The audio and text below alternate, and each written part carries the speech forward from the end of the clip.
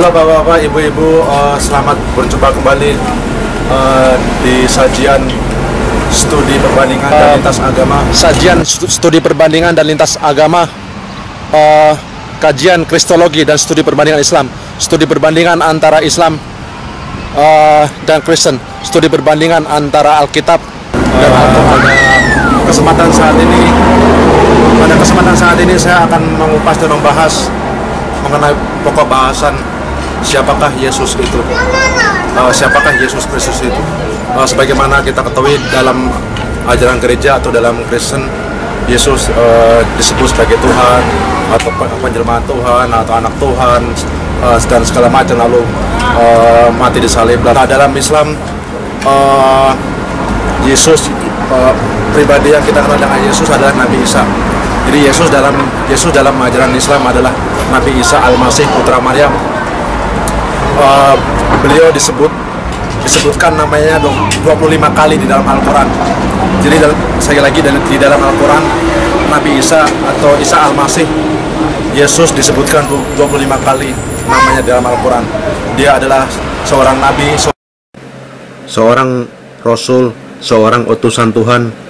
Yesus adalah nabi yang diutus oleh Tuhan kepada umatnya sendiri, kepada umat Bani Israel, umat Yahudi. Bapak-bapak, ibu-ibu sekalian, pada sajian video ini akan kami paparkan beberapa argumentasi, beberapa bukti dan beberapa alasan bahwa Yesus itu bukan Tuhan. Silakan Anda simak, Anda dengarkan, Anda lihat secara teliti, kita pelajari secara mendalam. Mudah-mudahan apa yang saya sampaikan dapat dan bisa membuka pintu hati saudara-saudara sekalian untuk melihat dan memahami kebenaran. Oke, argumentasi dan alasan yang pertama, bukti bahwa Yesus itu bukan Tuhan.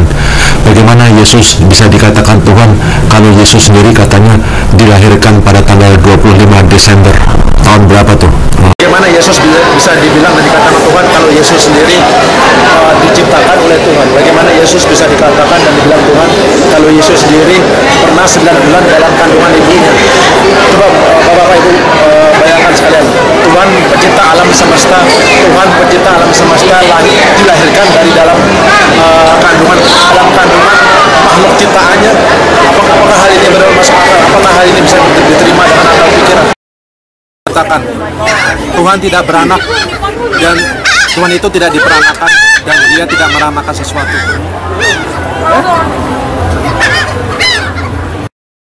Dalam Al-Quran disebutkan lam yalid walam yulad, Allah itu tidak beranak dan dia tidak diperanakan.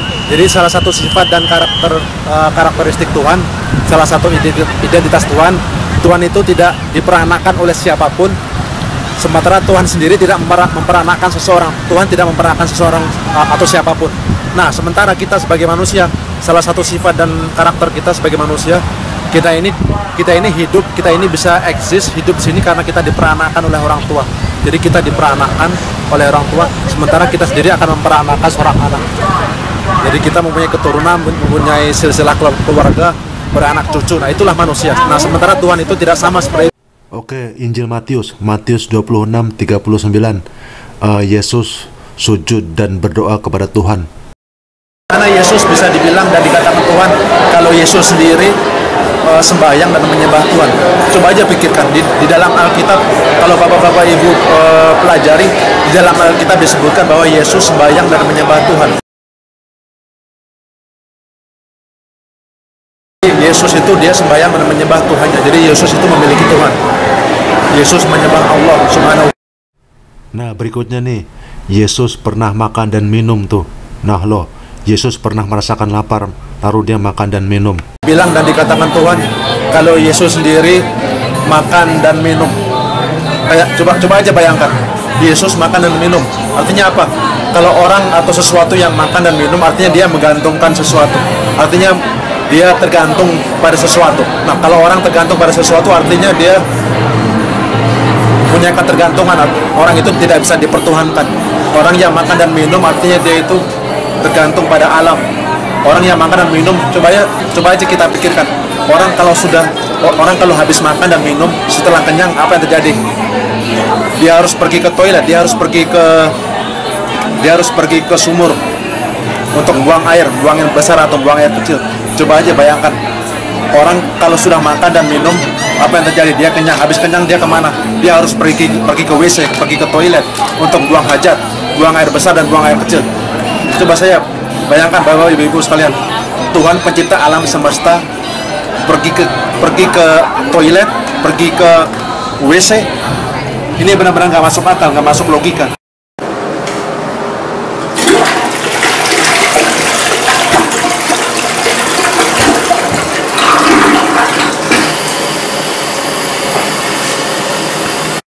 Itulah sebabnya makanya Yesus itu bukan Tuhan.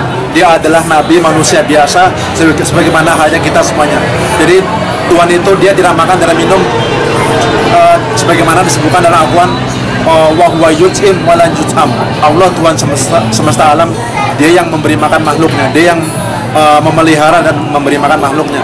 Allah sendiri dia tidak makan dan tidak minum, tidak membutuhkan sesuatu. Jadi sekali lagi, orang atau sesuatu yang makan dan minum artinya dia menggantungkan hidupnya, dia memiliki ketergantungan, dan orang yang memiliki ketergantungan artinya dia tidak bisa dipertuhankan. Oke, berikutnya, bagaimana Yesus bisa dikatakan Tuhan? Bagaimana Yesus bisa dibilang dan dikatakan Tuhan kalau pada saat bersamaan Yesus dibilang telah mati di tiang salib? Ayo ingat ya, yang telah mati dan telah disalib itu sebenarnya adalah orang lain, bukan Yesus. Yang telah mati disalib itu sebenarnya adalah Judas Iskariot, murid Yesus sendiri yang telah mengkhianati dia.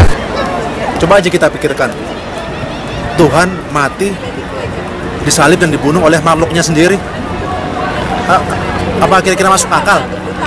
Tuhan pencipta alam semesta dibunuh, ditaklukkan oleh makhluknya sendiri. Coba aja sekali lagi saudara-saudara sekalian berpikir, bagaimana Tuhan pencipta alam semesta dikatakan mati. Nah, kalau Tuhan pencipta alam semesta mati, terus siapa yang mengontrol, siapa yang menguasai seluruh planet, seluruh galaksi dan seluruh alam semesta ini? Sementara seluruh alam semesta, seluruh planet dan galaksi dikendalikan oleh Allah Tuhan semesta alam. Coba aja bayangkan begini. Bayangkan seorang supir bis. Bayangkan seorang pilot pesawat.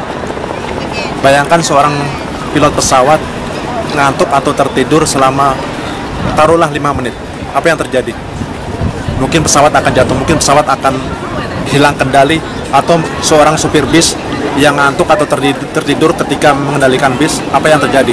Mungkin bisnya akan kecelakaan. Nah, sama halnya demikian. Kalau Tuhan semesta alam, Tuhan pencipta alam semesta dikatakan mati, terus siapa yang mengendalikan alam semesta ini? Siapa yang mengendalikan seluruh kehidupan di alam semesta ini? Nah, terus berikutnya nih, umat Kristen kan seringkali bilang, wah Yesus tuh mujizatnya banyak, Yesus tuh melakukan banyak mujizat. Bapak-bapak, ibu-ibu, silakan buka Alkitab dan akan saya tunjukkan Alkitab Matius 24, Matius pasal 24 ayat 11.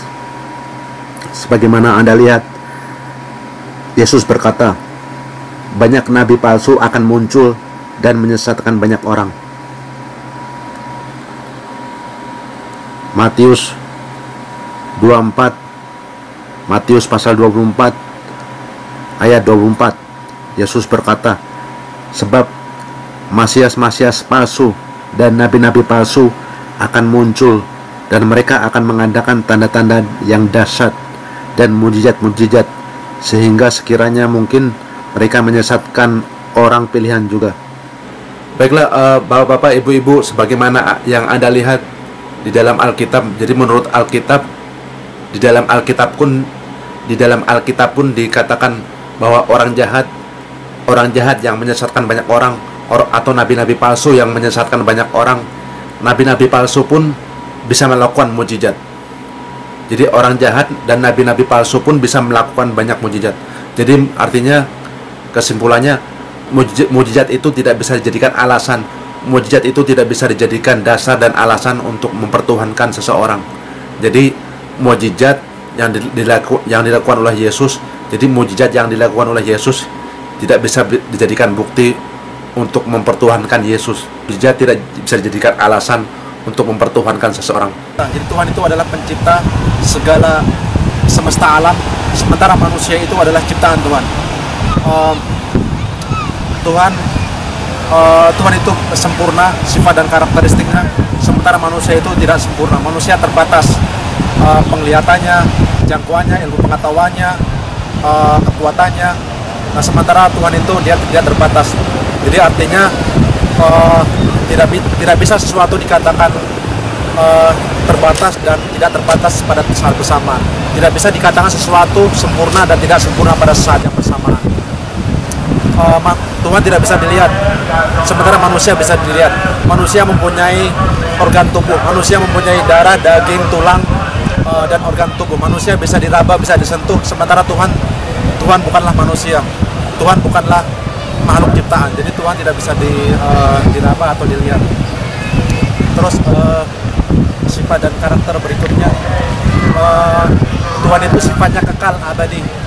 Artinya Tuhan itu tidak pernah mati, Tuhan itu tidak pernah merasakan mati, Tuhan tidak pernah merasakan capek atau letih, karena Tuhan itu sempurna. Segala sesuatu yang mempunyai awalan pasti mempunyai akhiran. Sekali lagi, segala sesuatu yang mempunyai awalan pasti dia akan mempunyai akhiran. Nah, sementara kalau kita lihat pribadi Yesus dilahirkan dan dia juga dibilang oleh umat Kristen bahwa dia mati salib. Nah, kalau Yesus dilahirkan artinya dia mempunyai awalan. Nah, kalau dia dibilang mati di salib artinya dia juga mempunyai akhiran. Nah, jadi artinya manusia itu mempunyai awalan dan mempunyai akhiran. Manusia dilahirkan dan manusia cepat atau lambat suatu saat dia harus mati. Nah, sementara Allah, Tuhan pencipta alam semesta dan seluruh isinya, telah ada dan hidup selamanya. Bahkan sebelum ada penciptaan, Allah Tuhan semesta alam telah ada. Tuhan pencipta alam, dia tidak memiliki awalan dan tidak memiliki akhiran. Artinya dia hidup kekal selamanya. Salah satu kesalahan yang dialami oleh umat gereja atau salah satu kesalahan yang dilakukan oleh umat Kristen adalah mereka telah menyampur adukan antara konsep Tuhan dan konsep manusia. Mereka menyampur adukan konsep Tuhan dan konsep manusia. Dalam Islam sangat jelas bahwa Tuhan dan manusia itu adalah dua hal yang berbeda. Tuhan memiliki sifat, memiliki identitas, dan memiliki karakteristik tersendiri. Sementara manusia memiliki sifat, memiliki identitas, dan karakteristik tersendiri. Jadi manusia dan Tuhan dia saling bertolak belakang, saling berlawanan arah, sifat, karakteristik, dan identitasnya. Maksud saya begini, Tuhan itu adalah pencipta, sementara manusia itu adalah ciptaan. Jadi Tuhan sebagai pencipta, sementara dia sendiri tidak diciptakan. Jadi sesuatu tidak bisa dikatakan pencipta dan ciptaan pada saat yang bersamaan. Tuhan itu pencipta, sementara manusia adalah ciptaan Tuhan.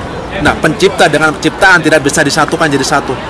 Kalau dijadikan satu, maka artinya itu berlawanan arah, bertolak belakang, bersilang pendapat, atau berstandar.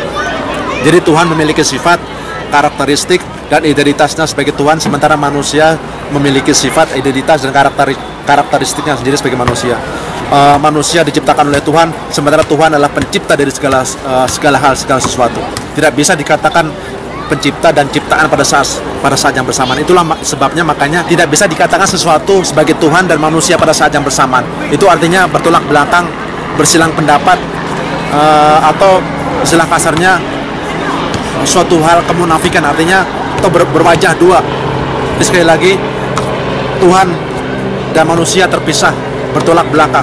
Itulah sebabnya manusia tidak bisa berubah menjadi Tuhan, dan Tuhan tidak bisa berubah jadi manusia. Manusia akan tetap menjadi sebagai manusia, dan Tuhan akan tetap jadi Tuhan selamanya. Oke. Setelah melakukan penelitian bertahun-tahun, saya menyimpulkan secara yakin bahwa Alkitab Alkitab yang sebagaimana yang saya tunjukkan ini. Nah, seandainya Alkitab ini bisa berbicara, maka Alkitab ini akan berbicara dengan sendirinya. Alkitab ini akan berbicara dengan sendirinya bahwa Islam itulah yang benar. Islam itulah jalan satu-satunya jalan kebenaran. Seandainya Alkitab ini bisa berbicara, maka Alkitab ini akan berbicara dengan sendirinya bahwa Yesus itu bukan Tuhan. Bapak-bapak, ibu-ibu, silakan buka Alkitab dan akan saya tunjukkan Alkitab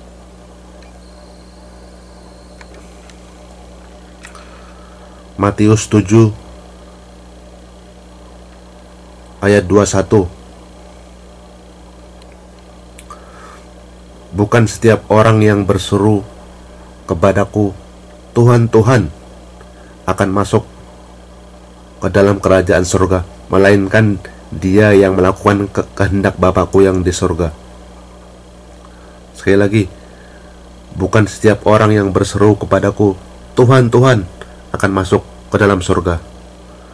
Jadi artinya orang yang menyebut, orang yang mengaku Yesus sebagai Tuhan, maka mereka tidak akan masuk surga. Jadi orang yang mempercayai Yesus sebagai Tuhan, orang yang menyebut, orang yang mengakui Yesus, mempercayai Yesus sebagai Tuhan, maka mereka tidak akan masuk surga.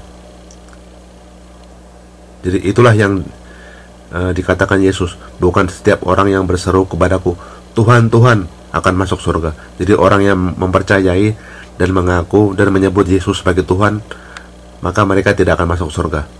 Ya, itulah yang dilakukan oleh umat gereja, itulah yang dilakukan oleh umat Kristen. Mereka menyebut dan mengakui Yesus sebagai Tuhan, maka umat Kristen tidak akan masuk surga. Ayat berikutnya Matius 7:22. Pada hari terakhir banyak orang yang berseru kepadaku, Tuhan, Tuhan. Nah, maksudnya di sini pada hari kiamat, menjelang hari kiamat.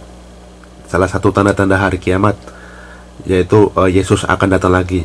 Yesus akan datang lagi yang kedua kalinya menjelang hari kiamat. Nah, pada hari itu banyak orang yang akan berseru, Tuhan, Tuhan. Nah, siapakah orang banyak itu? Nah, orang banyak di sini tentu saja umat Kristen. Umat Kristen saat ini sedang menunggu kedatangan Yesus. Nah, pada saat itu, pada saat Yesus datang yang kedua kalinya, umat Kristen akan berseru, Tuhan, Tuhan. Nah, ayat berikutnya berbunyi, bukankah kami bernubuat demi namamu, dan mengusir setan demi namamu, dan mengadakan banyak mujizat demi namamu, dan mengadakan banyak mujizat demi namamu juga. Pada waktu itulah aku akan berterus terang kepada mereka dan berkata, aku tidak pernah mengenal kamu. Enyahlah daripadaku, kamu sekalian pembuat kejahatan. Sekali lagi, aku tidak pernah mengenal kamu. Enyahlah daripadaku, kamu sekalian pembuat kejahatan. Nah, ayat ini begitu jelas sekali. Ayat ini begitu gamblang dan jelas membuktikan bahwa Yesus tidak pernah mengajarkan ajaran Kristen. Yesus Kristus tidak pernah mengajarkan ajaran Kristen. Yesus agamanya bukan Kristen. Nah, di sini deskripsinya begitu jelas, ciri-cirinya begitu jelas. Jadi ayat Matius 7 ayat 22 membuktikan deskripsi ciri-ciri umat gereja.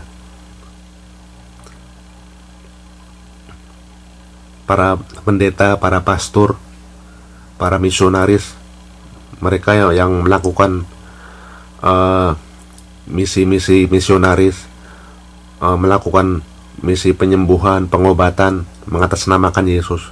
Mereka melakukan misi dan bantuan sosial, mengatasnamakan Yesus. Mereka melakukan pengobatan dan mujizat mengatasnamakan Yesus. Nah, itulah yang dibilang Yesus. Mereka akan ditolak, mereka akan diusir oleh Yesus, karena Yesus tidak pernah mengenal mereka. Yesus tidak mengenal umat Kristen. Yesus tidak mengajarkan ajaran Kristen. Jadi di sini jelas sekali, seperti yang Anda lihat, aku tidak pernah mengenal kamu, enyahlah daripadaku. Aku tidak pernah mengenal kamu, pergilah dari sini, maksudnya. Seandainya Alkitab ini bisa berbicara dengan sendirinya, maka Alkitab akan menyatakan bahwa Yesus itu bukan Tuhan. Yesus itu tidak mati dan tidak disalib. Yesus itu sebenarnya adalah seorang Muslim. Jadi sekali lagi, Yesus itu adalah seorang Muslim, agamanya Islam. Yesus tidak pernah mengajarkan ajaran Kristen. Jadi ajaran Kristen yang sekarang ini adalah ajaran Paulus, ajaran ciptaan dan buatan Paulus. Sementara Yesus sendiri mengajarkan ajaran Islam. Yesus adalah seorang nabi, dia adalah seorang utusan Tuhan, dia tidak mati dan tidak disalib. Saya tunjukkan semua bukti dan fakta dari Alkitab. Bapak-bapak, ibu-ibu, silakan buka Alkitab dan akan saya tunjukkan Alkitab. Bukti berikutnya, Matius 14, Matius pasal 14 ayat 8. Sebagaimana Anda lihat, berbunyi, bangsa ini memuliakan aku dengan bibirnya, padahal hatinya jauh daripadaku. Percuma mereka beribadah kepadaku, sedangkan ajaran yang mereka ajarkan ialah perintah manusia. Nah, ayat pasal 14, Matius pasal 14 ayat 8 dan 9 membuktikan secara jelas deskripsi, ciri-ciri dan gambaran umat gereja atau umat Kristen. Jadi ayat ini begitu jelas sekali, ucapan dan firman Yesus bahwa Yesus tidak pernah mengajarkan ajaran Kristen. Coba Anda pikirkan dan Anda renungkan secara mendalam. Bangsa ini memuliakan aku dengan bibirnya, atau umat ini atau bangsa ini memuliakan aku dengan bibirnya. Coba Anda pikirkan dan Anda renungkan secara mendalam. Siapakah bangsa ini? Siapakah umat yang dimaksud di sini? Tentu saja umat Kristen. Hanya umat Kristen lah yang memuji-muji, yang memuja-muja Yesus. Haleluya, haleluya. Dengan nama Yesus, dengan nama Yesus. Jadi bangsa ini memuliakan aku dengan bibirnya, padahal hatinya jauh daripadaku. Jadi umat Kristen memuji-muji, beribadah, sembahyang, menyembah Yesus, tapi hatinya jauh daripadaku. Ayat berikutnya, percuma mereka beribadah kepadaku, percuma atau sia-sia mereka sembahyang, beribadah, menyembahku, sedangkan ajaran yang mereka ajarkan ialah perintah manusia. Nah, perintah manusia di sini adalah perintah Paulus. Jadi ajaran Kristen, ajaran gereja, ajaran tiang salib itu adalah perintah buatan karangan manusia, atau ajaran salib, ajaran Kristen, ajaran penembusan dosa, ajaran konsep tiga Tuhan, tiga Tuhan dalam satu Tuhan dalam tiga, atau ajaran doktrin Trinitas. Itu semua adalah perintah dan buatan manusia, buatan Paulus dan peninggalan kekaisaran Romawi. Jadi ayat ini, pasal dan ayat ini begitu jelas sekali bahwa Yesus tidak pernah mengajarkan ajaran Kristen. Jadi sekali lagi, seandainya Alkitab ini bisa berbicara, maka Alkitab ini akan berbicara dengan sendirinya. Yesus itu adalah seorang Muslim dan agamanya adalah Islam. Sementara ajaran Kristen yang sekarang ini adalah buatan dan ciptaan Paulus. Nah, Paulus itu adalah seorang nabi palsu. Paulus adalah seorang yang merusak, mengganti dan merubah-rubah ajaran Yesus. Jadi ajaran salib, ajaran lambang, dan tiang salib itu adalah lambang dan ajaran Paulus. Jadi Yesus Kristus sama sekali tidak mengenal dan tidak mengajarkan ajaran Kristen. Bapak-bapak, ibu-ibu, silakan buka Alkitab dan akan saya tunjukkan. Sekali lagi, Markus pasal 7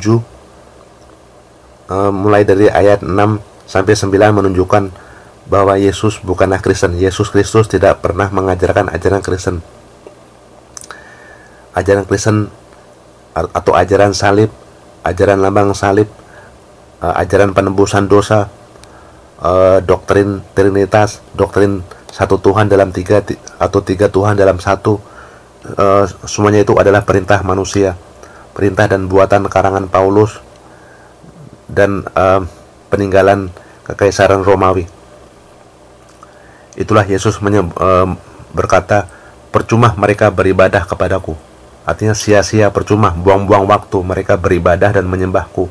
Sedangkan ajaran yang mereka ajarkan ialah perintah manusia, perintah Paulus, perintah dan karangan manusia. Perintah dan hukum Tuhan, perintah dan hukum Allah mereka abaikan, mereka tinggalkan demi mengikuti adat istiadat dan budaya manusia. Acara seperti Paskah atau Natal itu semua tidak ada hubungannya dengan Yesus. Acara Paskah dan Natal semuanya adalah karangan dan buatan manusia. Adat istiadat, penyembah berhala yang ditiru oleh umat Kristen, oleh umat gereja. Saya tunjukkan satu bukti lagi dalam Alkitab mengenai perayaan hari Natal, perayaan Krismas yang dilarang dari Alkitab sendiri. Silakan Anda buka 10 Yeremia 10 mulai ayat 2. Sebagaimana Anda lihat, janganlah biasakan dirimu dengan tingkah langkah bangsa-bangsa. Janganlah biasakan dirimu dengan tingkah langkah bangsa-bangsa. Maksudnya di sini, janganlah kamu ikut-ikutan, janganlah kamu terpesona, janganlah kamu terbuai. Ayat 3, sebagaimana Anda lihat, sebab yang disegani bangsa-bangsa adalah kesia-siaan. Sebab yang disegani bangsa-bangsa adalah kesia-siaan atau percuma, buang-buang waktu. Bukankah berhala itu pohon kayu? Bukankah berhala itu pohon kayu yang ditebang orang dari hutan? Bukankah berhala itu pohon kayu yang ditebang orang dari hutan, yang dikerjakan dengan pahat oleh tangan tukang kayu? Orang memperindah-Nya dengan emas dan perak. Orang memperindah-Nya dengan emas dan perak. Orang memperkuat-Nya dengan paku dan palu, supaya jangan goyang, supaya jangan jatuh.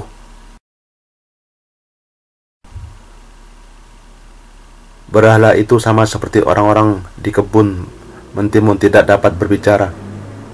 Orang harus mengangkatnya sebab tidak dapat melangkah. Nah, di sini jelas sekali ciri-ciri gambaran nubuat, perilaku adat istiadat, perayaan Krismas, perayaan Natal yang sangat terkenal, yang sangat memasyarakat di dunia barat, yang diadakan oleh umat Kristen, oleh umat gereja. Jadi perayaan Natal sendiri, perayaan Krismas sendiri yang dilakukan orang secara membabi buta, tanpa ilmu dan bukti, bahkan di dalam Alkitab pun sendiri dinubuat dan dilarang. Sekali lagi, ajaran Kristen yang sekarang ini adalah ajaran ciptaan dan buatan Paulus, ajaran yang dibuat oleh kekaisaran Romawi. Jadi sekali lagi, saya mengajak Bapak-Bapak Ibu sekalian untuk belajar, untuk menimba ilmu, untuk saling meneliti, Dan saya mengajak Bapak Ibu sekalian untuk saling datang berdiskusi, saling membahas Alkitab, membuka dan membedah Alkitab. Dengan ini saya mengucapkan mudah-mudahan Bapak Ibu sekalian mendapatkan petunjuk, mendapatkan rahmat dari Tuhan Yang Maha Kuasa. Baiklah Bapak-bapak, Ibu-ibu, sebagaimana yang Anda lihat, bukti demi bukti, ayat demi ayat, argumentasi dan alasan sudah saya tunjukkan untuk membuktikan bahwa Yesus itu bukan Tuhan. Yesus itu seorang Muslim dan agamanya adalah Islam. Sekali lagi, ajaran Kristen, ajaran salib, ajaran penebusan dosa, dan doktrin Trinitas yang diajarkan gereja bukanlah ajaran Yesus. Ajaran doktrin lambang salib, doktrin Trinitas, ajaran penebusan dosa adalah ajaran buatan manusia, buatan Paulus, dan ketinggalan kekaisaran Romawi. Setelah bukti demi bukti, alasan dan argumentasi telah saya sampaikan, berikut adalah salah satu argumentasi yang mudah-mudahan sampaikan ini bisa dapat membuka pintu hati saudara-saudara dan bapak-bapak dan ibu. Bayangkan seorang presiden, siapapun presiden di suatu negara, baik itu SBY, baik itu Presiden Jokowi, baik itu Presiden George Bush atau Obama. Bayangkan seorang presiden suatu negara berdiri di Gedung Putih atau berdiri di depan gedung Istana Negara di atas panggung. Bayangkan seorang presiden. Bisakah seorang presiden suatu negara berdiri di depan Gedung Putih, di depan gedung istana, dengan setengah telanjang, dengan hanya mengenakan celana dalam, berjoget atau menari dengan setengah telanjang di depan Gedung Putih atau di depan Istana Negara, yang ditonton, direkam, dan disuting oleh semua media massa dan TV dan radio. Nah, pertanyaannya, bisakah seorang presiden suatu negara, bisakah seorang presiden melakukan hal itu? Bisakah seorang presiden suatu negara berdiri di depan Gedung Putih atau Istana Negara dengan setengah telanjang, menari dan berjoget, dan disuting di depan semua kamera dan media massa? Coba saja bayangkan Bapak Ibu semuanya. Bisa nggak kira-kira seorang presiden melakukan hal itu? Coba Anda renungkan, Anda pikirkan secara mendalam. Bisakah seorang presiden melakukan dan berbuat hal seperti itu? Menari, berjoget, setengah telanjang, dengan hanya mengenakan celana dalam di depan Gedung Putih atau di depan Istana Negara? Silakan pikirkan sejenak. Nah, jawabannya tentu saja tidak. Kenapa? Sebab presiden adalah seorang pemimpin tinggi negara. Presiden adalah seorang petinggi negara yang terhormat, kedudukannya yang paling tertinggi di suatu kepemimpinan di suatu negara.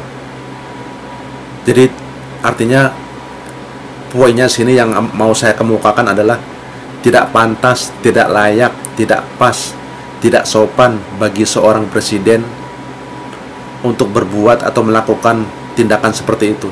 Tidak pantas, tidak layak, tidak hormat, tidak sesuai dengan derajat, pangkat, dan kedudukan seorang presiden untuk melakukan aksi setengah telanjang, berjoget dan menari di depan Istana Negara yang disuting oleh semua media massa. Nah, poinnya adalah, poin dan inti yang mau saya kemukakan adalah, demikianlah halnya Tuhan semesta alam, Tuhan pencipta langit dan bumi, Tuhan pencipta alam semesta. Tuhan semesta alam tidak pantas, tidak layak, tidak terhormat, tidak pas melakukan sesuatu yang merendahkan derajat, harkat, dan kedudukan Tuhan. Karena Tuhan itu Sang Maha Tinggi, Sang Maha Penguasa. Tidak pantas bagi Tuhan untuk melakukan sesuatu yang tidak pantas bagi Tuhan sendiri untuk melakukannya. Sekali lagi saya ulangi, tidak pantas, tidak sopan, tidak terhormat bagi Tuhan untuk melakukan sesuatu yang dapat merendahkan dirinya sebagai Tuhan. Jadi artinya, sekali lagi yang mau saya kemukakan adalah tidak pantas Tuhan pencipta alam semesta turun ke bumi, menjelma menjadi manusia setengah telanjang, lalu dipukuli, ditonjoki, dipukuli, diludahi, dan dibunuh lalu digantung di tiang salib. Apakah Tuhan bunuh diri? Coba saudara pikirkan, saudara renungkan secara mendalam. Sekali lagi, Tuhan pencipta alam semesta, pencipta langit dan bumi tidak pantas melakukan sesuatu yang dapat merendahkan status, derajat, dan kedudukannya sebagai Tuhan. Karena Tuhan itu Sang Maha Tinggi, Sang Maha Penguasa. Sekali lagi, mudah-mudahan apa yang saya kemukakan ini bisa menjadi bahan renungan bagi bapak-bapak, ibu-ibu sekalian. Mudah-mudahan hati dan bapak-ibu semuanya bisa terbuka, bisa menerima dan melihat dan mengenali hakikat kebenaran. Mudah-mudahan apa yang saya bahas ini dapat bermanfaat, dapat berarti, dapat berguna bagi seluruh pencari kebenaran. Jumpa dan bertemu kembali dalam sajian pokok studi perbandingan agama di lain waktu, di lain kesempatan, pada topik dan pokok bahasan yang berbeda.